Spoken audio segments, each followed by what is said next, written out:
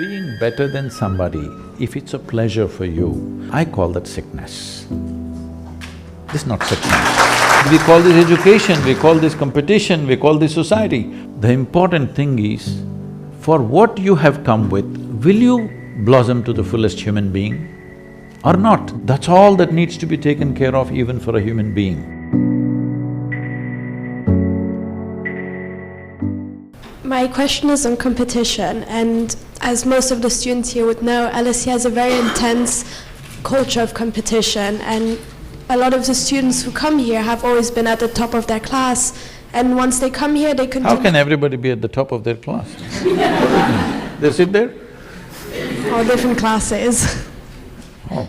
How can everybody be at the top of their class? Only one person is at the top of the class, isn't it? That's how I understand the top. Yeah, but once they come here, they're not the top anymore because everyone used to be the top, so… Oh. That kind of disappoints them a bit. Anyway, so once they come here, there is a big culture of competition, and there's a lot of comparison that takes place, whether it's comparing grades, achievements, internships, everything. I myself, for example, am not a very competitive person. I don't really engage in that with others. But being in this hyper-competitive environment, I sometimes question myself, should I be more competitive? So my question for you is, what is the meaning of competition both for individuals and society? And does competition make us grow and evolve, or should we solely focus on ourselves? Those who do not have any sense of their own competence will become competitive because their only pleasure is being one step ahead of somebody else. I am on top of the class, what does it mean? And you say, I have known this. When I was in school, I went there only when it's really necessary. So, I remember, I don't know, maybe at this level you're not, but in schools maybe it's still there, I don't know the practice. It always was a yellow-colored card. And every month this card is given to you, your report card.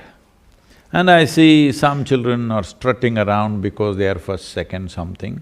Some are sitting in some corner and crying, they're afraid to go home, I don't know what they got. As far as I was concerned, it was given to me, I just took it and gave it to my father. I never once opened and saw, because I thought this was a transaction between the teacher and my father. I was not going to look into that. And I was quite certain what would be there in it, as far as the numbers are concerned, because it was always 6 zeros. Because I never wrote a single word in the test paper. That was a rule for me. But apart from the 6 zeros, the teachers wrote some literature in my report cards. So I give it to my father, he opens it and he just blows up every time. I just look at him, what happened? Because why I'm saying this to you is, being better than somebody, if it's a pleasure for you, you enjoy other people's failures, I call that sickness. This is not sickness.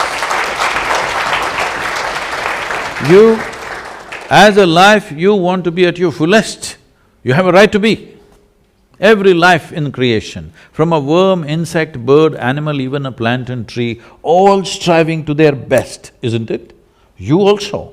But why are you concerned whether somebody is behind you? Why is that so pleasurable for you that somebody else is less than you? From early kindergarten levels, this sickness has been brought into human mind, which is causing so much unpleasantness on the planet, such ugly situations everywhere, but we don't seem to learn. So we've created schools where children are never graded. We're looking at them as individuals, what we can do to evolve them to their fullest possibility. Now the problem is this, all life has happened like this. What do you think? You think a blade of grass is less important than an oak tree in the garden? Hello?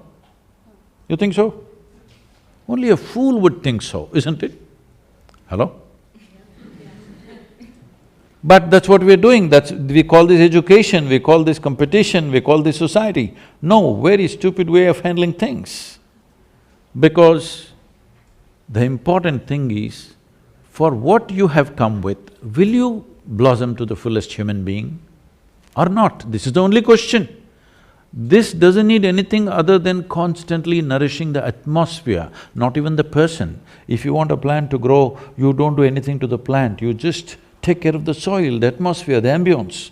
That's all that needs to be taken care of even for a human being, that you need to take care of the atmosphere so that everybody finds the fullest expression for their life. The moment you think you want to be better than somebody else, you've gotten sick in some way, and this sickness has permeated into the world in a huge way, and we think this is the way to become, to achieve something in our life. So if everybody is lame, you're a little faster and you think you're doing fantastic. You'll enjoy other people being crippled. Yes? Hello?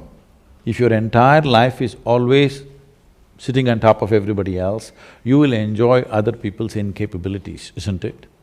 This is not good for you, this is definitely not good for humanity.